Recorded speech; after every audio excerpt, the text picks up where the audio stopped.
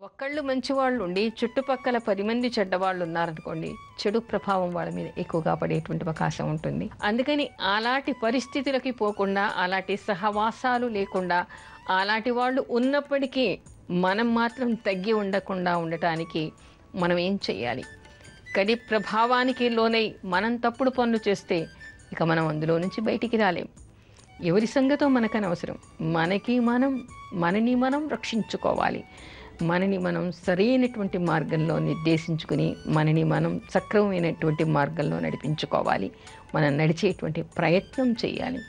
అలా చేయాలంటే మనకి మనం కలి ప్రభావాన్ని తప్పించుకోగలమా? ఆసక్తి మనకి ఉందా? లేదు. లేనప్పుడు ఏం చేయాలి? భగవంతుణ్ణి ఆశ్రయించాలి.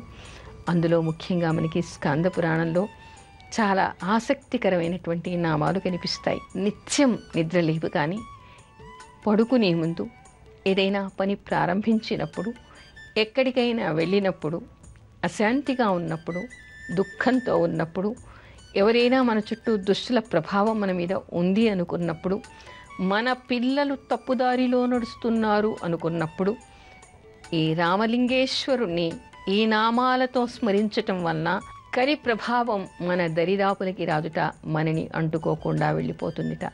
ఎంత అద్భుతంగా ఉంది!